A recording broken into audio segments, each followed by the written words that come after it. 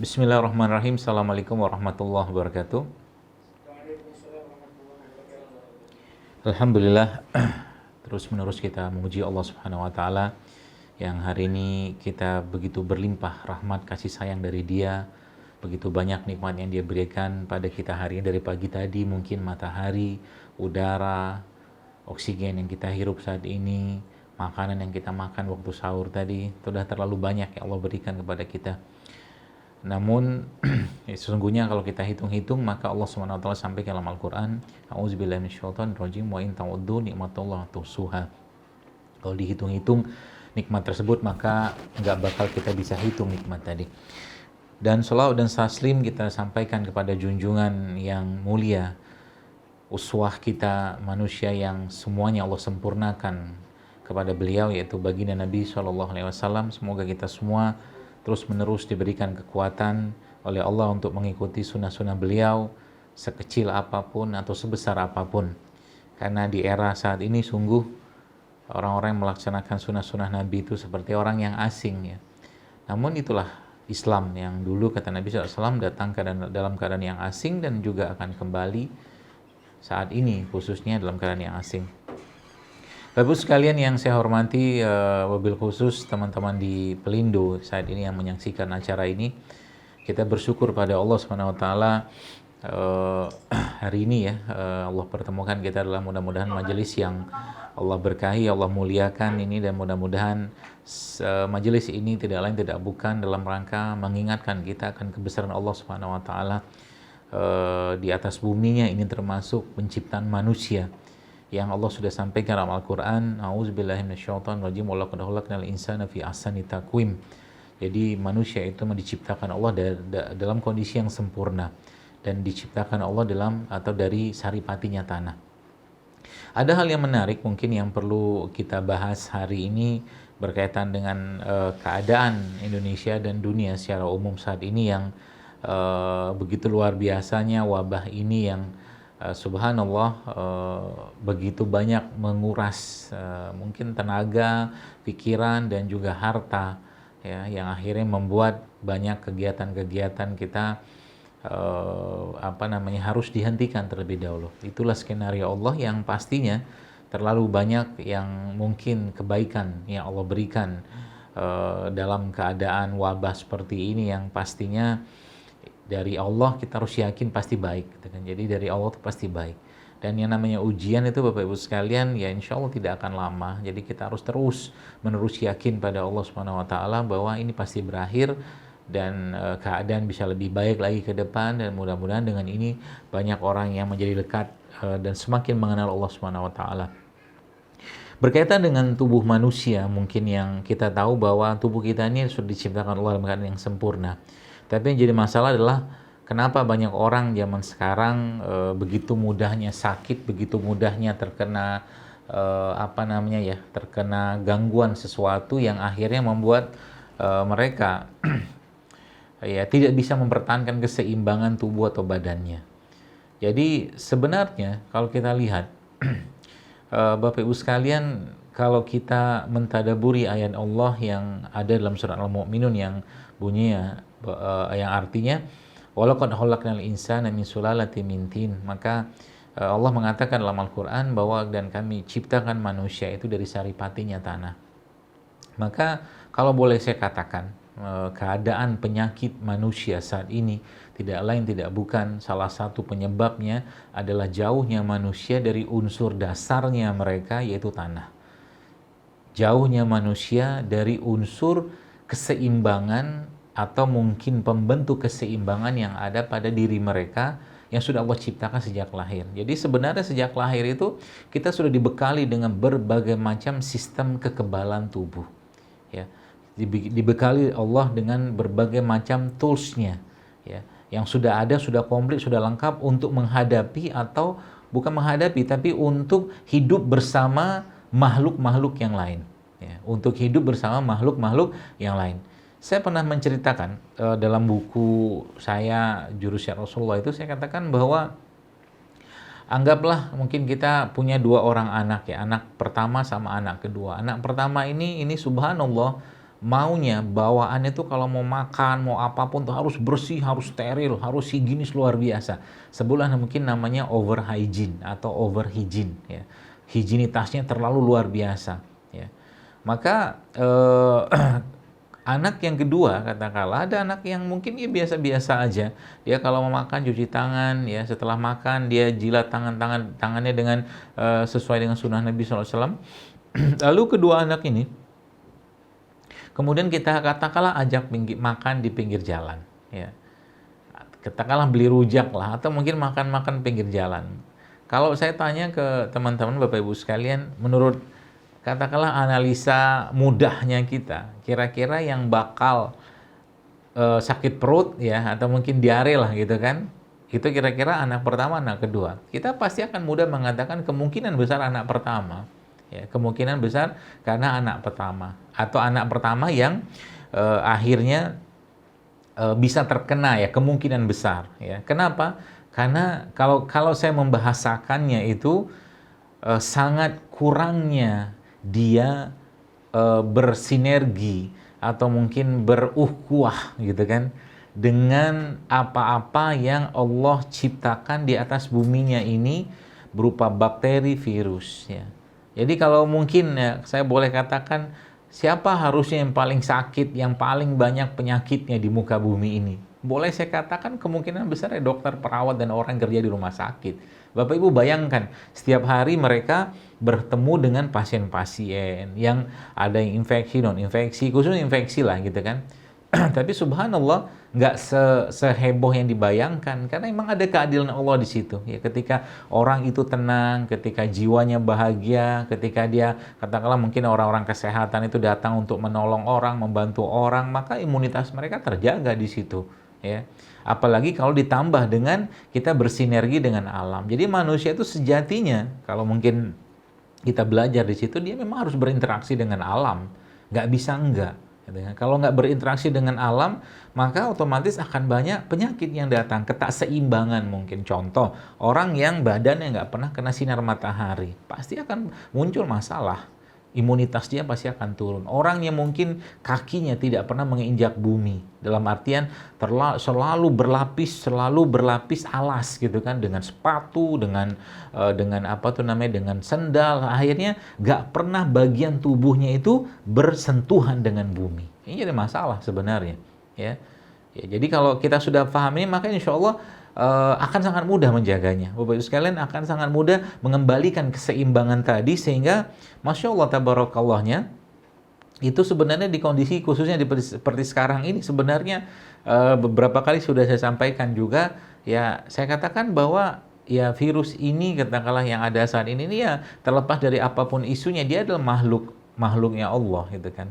Makhluknya Allah yang memang dia punya hak untuk hidup, yang dia memang memiliki ruang untuk hidup. Jadi sehingga apa yang harus kita kerjakan? Kita kembalikan saja ke konsep-konsep dasar. Insya Allah saya akan jelaskan konsep-konsep dasar itu untuk kita lakukan nanti ke depan ya, supaya Bapak Ibu mulai sekarang tuh bersinergi lah dengan badan, bersinergi dengan tubuh, bersinergi dengan keadaan sekitar kita gitu kan. Ya kalau tadi mungkin saya katakan orang yang nempelkan kakinya di atas bumi, di atas sana, itu kalau mungkin bahasa sekarang ini earthing gitu kan. Earthing itu jadi dia menempelkan kakinya di atas tanah ya, dan itu ketika dikerjakan setengah jam saja orang-orang seperti itu ternyata efeknya dalam beberapa tinjauan para ilmuwan itu banyak sekali, menghilangkan stres, bahkan tekanan darah bisa turun ya, banyak sekali manfaatnya Masya Allah ya, apalagi tempat yang dia injak itu masih ada tanah. Jadi memang kata kuncinya adalah tanah, kata kuncinya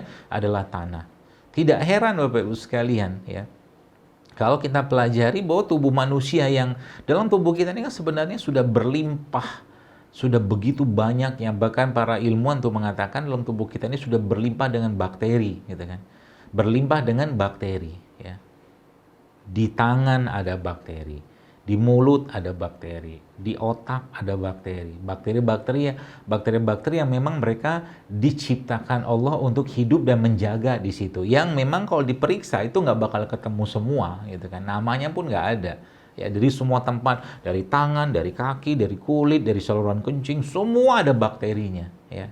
Yang bakteri-bakteri tadi memang muasalnya ada dari tanah. Itu sebabnya kalau kita lihat, kita kata tadabur dengan ayat-ayat Allah yang ada di dalam semesta ini. Kalau saya Bapak Ibu, saya tanya, gitu kan, mana lebih banyak antara makanan bakteri, ya, bukan makanan bakteri, antara daging-daging, daging-daging atau makanan hewani dengan makanan nabati? Maka jawabannya makanan nabati. Ya, makanan nabati ini atau mungkin produk nabati ini kita sebut dengan prebiotik sebenarnya. Jadi sebenarnya ketika seseorang itu mengkonsumsi kayak sayur, buah-buahan, ya produk-produk nabati lainnya, dia sedang memberikan makan kepada bakteri-bakteri yang ada dalam tubuhnya, dikenal dengan makanan dikenal sebagai prebiotik tadi. Jadi dalam tubuhnya sudah ada bakteri, maka bakteri tadi dikasih makan namanya prebiotik. Dalam prebiotik tadi terkandung apa? Ada vitamin, ada enzim, ada mineral. Masya Allah kan, luar biasa.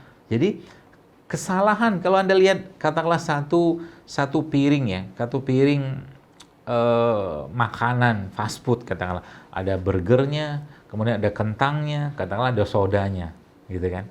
Jadi Bapak Ibu bayangkan, kira-kira dalam makanan tadi ada vitaminnya nggak sih? Ada enzimnya nggak sih? Ada mineralnya nggak sih? Gitu kan. Yang ada hanya apa? Yang ada kebanyakan hanya lemak-lemak, ya, trans fat gitu kan, dari minyak sawit yang digoreng gitu kan. Kemudian yang ada di situ adalah karbohidrat yang tinggi yang akhirnya membebani badan gitu kan, membebani badan. Ya, itu sebabnya kalau boleh ditanya apa makanan bakteri yang paling baik yang masuk ke badan kita, maka jawabannya adalah makanan yang sudah disampaikan Allah dalam Al-Qur'an. Salah satu contohnya adalah madu. Madu. Madu ini kan sebenarnya Bapak Ibu sekalian, dia isinya apa? Saripatinya tanah. Saripatinya tanah. Jadi lebah yang mengambil saripati bunga, ya, atau sari bunga itu, ya, sebenarnya kan dia kan bunga tadi kan diambil atau pohon atau tumbuhan tadi itu dari proses yang ada pada akar pengangkatan gitu, dengan pompa-pompa ala-alanya tumbuhan itu yang diangkat dari tanah, disedot dari tanah sampai akhirnya haranya tadi itu berada pada bunga atau buah, ya, yang ada pada tumbuhan tadi. Dan lebah mengambilnya, saripati tanah tadi, kemudian dibawa ke sarang, diolah sama dia, dipanas-panaskan, dikipas-kipasin, dan ditambahkan dengan air liurnya mereka, maka jadilah produk ini gitu kan. Maka tidak heran dalam madu itu janji Allah luar biasa besar sekalian. Ya. Dan memang madu, ya, salah satunya adalah tinggi sekali asam aminonya, Dan kalau kita kembalikan ke konsep yang tadi, kayak tadi saya jelaskan di awal tadi, ya, kita perlu merestrukturisasi sel, kita perlu merekonstruksi lagi sel. Artinya apa? Kalau mau merekonstruksi sel lebih bagus lagi, maka kasih bahan bakarnya sel. Bahan bakar sel-sel itu, ya, yang tadi salah satunya yang berlimpah dengan bakteri-bakteri tadi, maka sayuran dan buah menjadi salah satu caranya. Itu sebabnya kalau nanti Bapak Ibu ini mau coba, ini bisa dicobain nanti, ya, waktu buka puasa nanti. Nanti coba nih, ini resepnya. Jadi Anda ambil nanti buah-buahan yang Anda potong-potong kecil, ya, potong-potong dadu gitu yang bisa masuk ke mulut. Sayur-sayuran Anda potong ya secukupnya juga. Kemudian buah-buahan dan sayuran tadi lalu Anda lumuri sama madu, ya, lumuri dengan madu, lalu dikasih garam sedikit, ya, garam mineral, ya, garam Himalayan atau volkanik atau garam gunung atau garam laut gitu kan, seperti itu. Lalu tambahkan dengan lada hitam sedikit, tambahkan dengan jeruk nipis sedikit. Itu subhanallah teman-teman, kalau Anda makan itu waktu sahur, ya, daripada makan gorengan, ya, itu efeknya ke badan itu masya Allah, tabarakallah, ya. Mungkin bakteri-bakteri dalam tubuh kita itu akan berterima kasih sama kita. Itu masya Allah kan. Jadi itu salah satu tipsnya, ya. Untuk apa? Untuk menyenangkan tubuh. Itu sebabnya tidak heran, ya. Tidak heran sains yang menjelaskan bahwa 70-80% imunitas kita itu letaknya ada di pencernaan. 70-80%. Ya, jadi artinya kalau kita mau kembalikan kesehatan tubuh kita tadi, maka perut kita ini kan perlambang dari tanah sebenarnya, ya. Maka tanah itu dia perlu mineral, tanah itu dia perlu vitamin, tanah itu dia perlu enzim, gitu kan. Itu sebabnya semakin diperkuat itu dengan produk-produk prebiotik tadi, itu hasilnya akan luar biasa. Apalagi kalau seandainya si perut atau tanah tadi diisi lagi dengan bakteri yang kita kenal dengan produk probiotik atau produk fermentasi, gitu kan. Anda bayangkan kalau seandainya semua orang paham tentang ini ya, pelan-pelan kita menggeser konsep tentang antibiotik, kita beralihnya ke probiotik, itu Masya Allah, tabarakallah, banyak orang yang bakal jauh lebih sehat badannya. Dan tadi saya sampaikan di awal tadi bahwa 70%, 80% imunitas kita tuh letaknya ada di pencernaan. Artinya kalau pencernaannya sehat, maka seluruh badannya juga akan sehat, ya. Kalau pencernaannya rusak, maka seluruh badan juga akan rusak. Coba tanya ke orang-orang yang kena penyakit-penyakit degeneratif itu. Tanya mereka makannya apa. Tanya ke mereka kira-kira tiap hari itu lebih tinggi makanan-makanan yang karbo, ya, yang penuh dengan lemak, ya, atau mungkin makanan olahan. Dan balik-baliknya orang hanya sekedar makan untuk memenuhi selera lidahnya saja. Ya, nah kita kembali ke yang tadi Bapak sekalian. Jadi kalau mau lebih kuat lagi, maka si prebiotiknya atau sayuran dan buah-buahannya tadi itu kita tambahkan lagi dengan bakterinya. Bakterinya itu kita dapatkan dari apa? Dari produk probiotik. Jadi kayak sekarang ini kalau boleh saya katakan nggak usah khawatir, ya, nggak usah khawatir Bapak Ibu sekalian. Anda cobalah tiap hari, ya, usahakan mengkonsumsi produk probiotik, apapun bentuknya, mau cair, mau apa. Contohnya apa dok? Produk probiotik itu, salah satu contohnya adalah ya tempe, mungkin Bapak Ibu sudah pernah dengar ya, tempe, kemudian ada tape ya, atau mungkin kalau dari Korea itu namanya kimchi ya, atau asinan-asinan yang sudah difermentasi, itu produk probiotik semua. Artinya dalam produk tadi itu ada bakterinya sebenarnya. Ya, dalam produk tadi ada bakterinya, dan bakteri tadi butuh makanan. Ya, kalau dia mau berkembang dan dia menguatkan badan kita, maka kasih makanannya.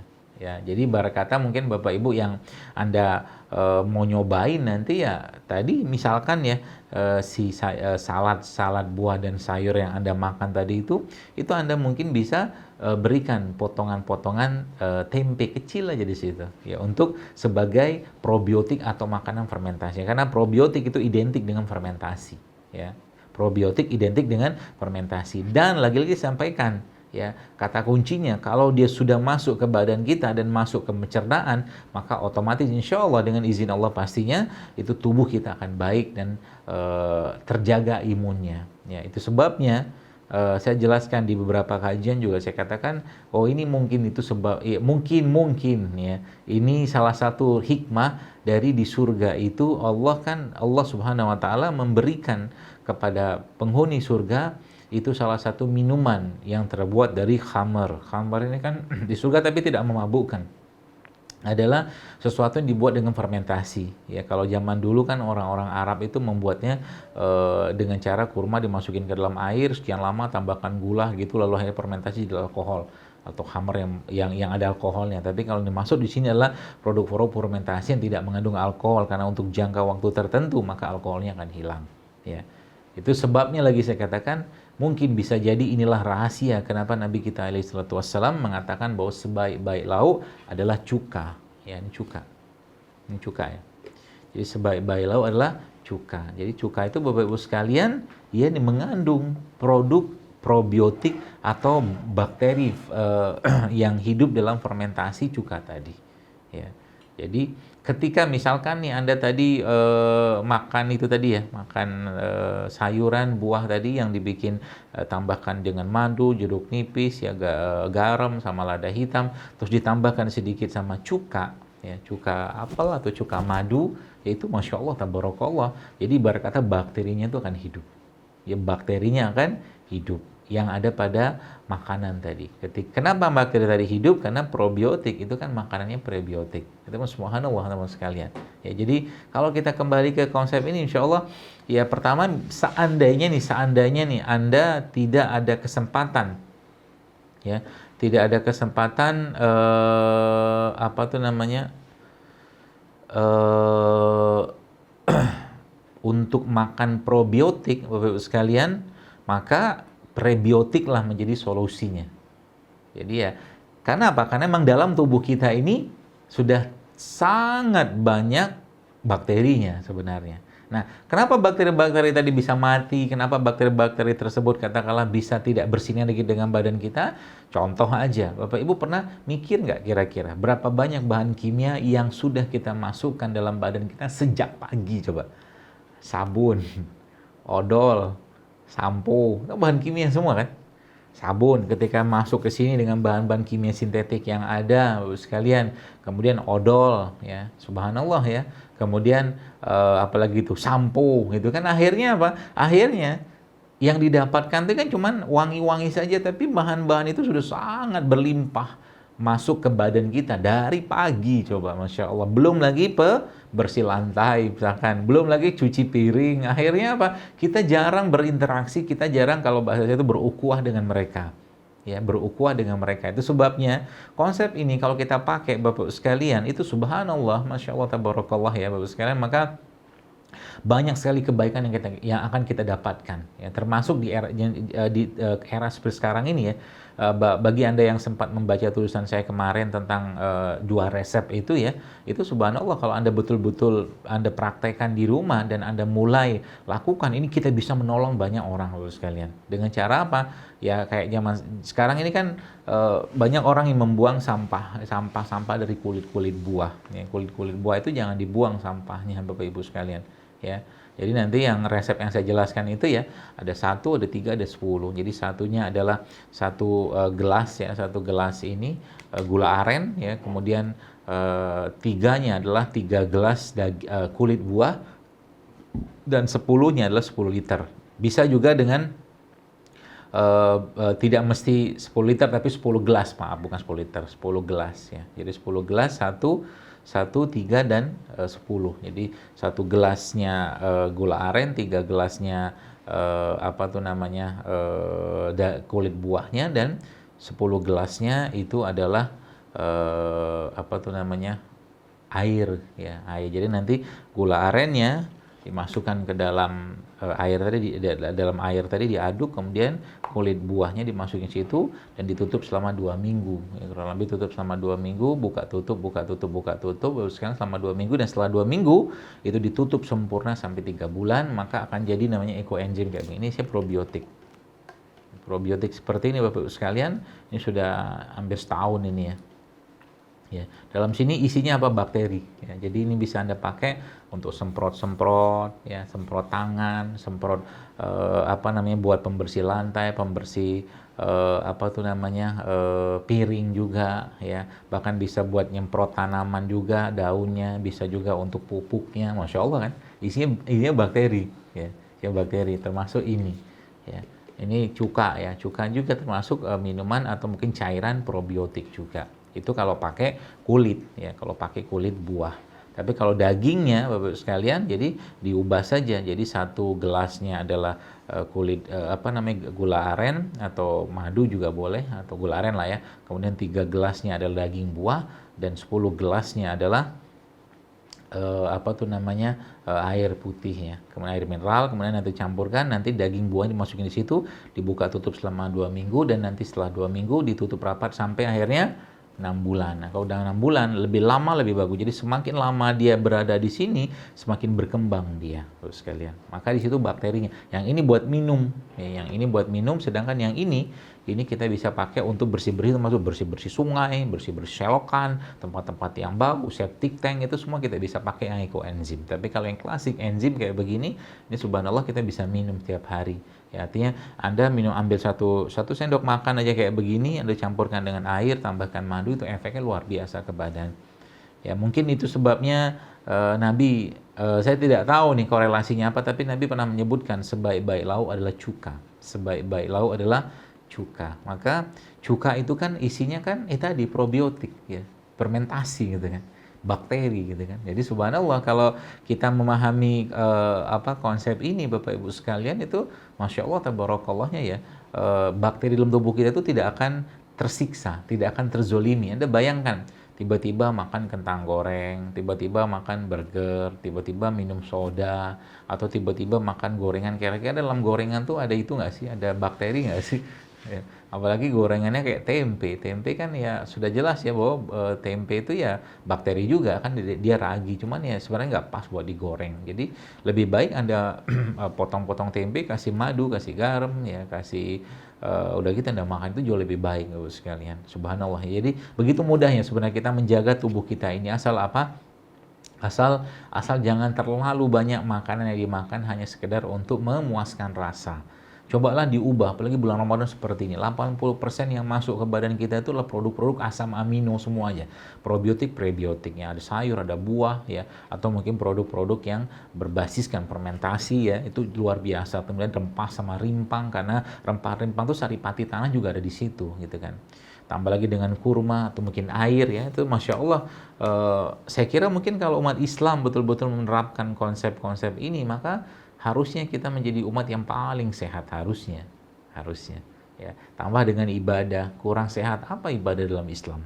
Kurang sehat apa sholat, kurang sehat apa bangun malam, kurang sehat apa puasa.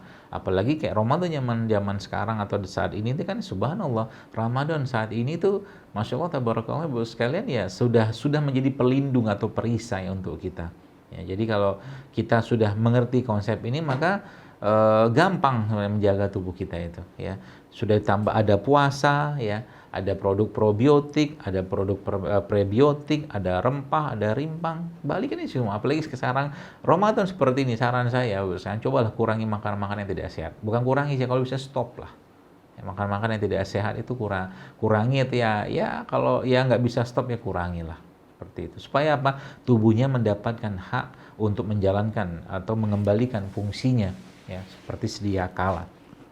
Sebab keseimbangan di tubuh kita itu sudah Bapak Ibu sekalian kita bisa dapatkan dari apa-apa yang sudah Allah ciptakan ya. Sebenarnya sudah seimbang ya. Asal apa? Asal jangan diganggu saja. Pengganggunya siapa?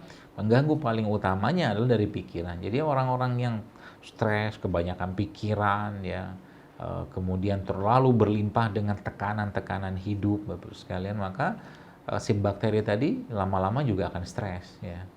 Tidak akan terasa manis kurma itu, atau tidak akan menjadi sehat kurma tadi kalau orang memakan kurma dalam keadaan yang marah, dalam keadaan lagi bete, lagi baper, lagi macam-macam lah perasaan-perasaan, nggak bakal bisa ya. Maka asam amino atau prebiotik adalah makanannya buat mereka itu gitu kan. Jadi kalau kita mulai saat ini mengembalikan konsep keseimbangan itu dengan tadi ada probiotiknya, ada prebiotiknya, dengan rempah rimpangnya ya. Sebenarnya konsepnya seperti itu saja. Cuman kalau kita paparkan lebih detail lagi, ini Masya Allah kita akan semakin kagum ya dengan keseimbangan ini sebenarnya. Dengan keseimbangan ini ya. Jadi kenapa orang yang dijilat anjing misalkan itu harus dicuci salah satunya dengan tanah? Karena memang habitatnya, bakterinya anjing itu ada di tanah, gitulah habitatnya. Maka kita disunahkan untuk mencuci salah satu dari 7 kali itu dengan tanah. Ini kan subhanallah ya. Jadi kalau kita lihat juga kenapa atau apa hikmah hewan yang Allah berikan menemani Ashabul Kahfi dalam gua itu adalah anjing ya. Jadi Masya Allah kan, itu karena emang bolak-baliknya tubuh para Ashabul Kahfi itu ya, kalau mereka seandainya tidak digerakkan oleh Allah ya, maka mereka kan berpenyakitan dengan dekubitus gitu kan. Tapi subhanallah kuasa Allah mereka dibolak-balikan, dan proses-proses seperti itu kan menimbulkan sebuah mungkin koloni-koloni bakteri, yang koloni bakteri tadi akhirnya diserap oleh si anjing itu. Itu rahasianya, saya kata ulama. Jadi Masya Allah tabarakallah ya. Jadi kalau Bapak Ibu sekalian kita sudah paham ini, maka nggak usah khawatir. Di corona kayak sekarang ini boleh saya katakan ya, tenang aja. Kita tenang, tetap ikhtiar, tetap tawakal juga ya. Bukan kita juga nggak berusaha, nggak waspada, tidak. Tapi kita tetap berusaha, kita memperkuat imunitas kita ya, sesuai dengan arahan yang sudah ada, itu jalankan saja. Tapi yang paling penting adalah kuatkan imun dengan menguatkan perut atau pencernaan kita. Ada makan kurma mungkin waktu Ramadan seperti ini, ada makan rutopnya, tamernya, segala macam, Masya Allah kan. Jadi gunakanlah itu sebaik-baiknya untuk kita menjaga badan kita ini sudah sangat sempurna. Dan Kesehatan lagi sampaikan sebagai bentuk cara kita menjaga keimanan. Jadi sebenarnya, jadi kalau orang mungkin kenapa sih ribet-ribet banget mau jaga kayak beginian? Hampir semua sebagian besar amal ibadah yang kita kerjakan itu saya membutuhkan kekuatan fisik, ya hampir semua. Haji, umroh, ya sholat gitu kan membutuhkan kekuatan fisik. Artinya apa? Tidak mungkin Allah Subhanahu Wa Taala mau bikin terus-menerus sakit kita. Kalau kita sakit atau orang itu sakit, besar kemungkinan ya ada beberapa atau banyak hal yang ada pada Al-Quran dan Sunnah baginda Nabi SAW yang dilanggar mereka. Ya, maka kembalilah pada Al-Quran, kembali pada Sunnah baginda Nabi SAW dan ikutin saja itu. Ya, karena di situ ada kebaikan, ada keberkahan dan ada kesehatan sebagai salah satu efek dari ketaatan seseorang kepada Allah Azza wa Jalla. Saya kira mungkin itu kalau apa kita bisa lanjutkan nanti dengan diskusi saja. Saya kembalikan lagi kepada moderator. Assalamualaikum warahmatullahi wabarakatuh.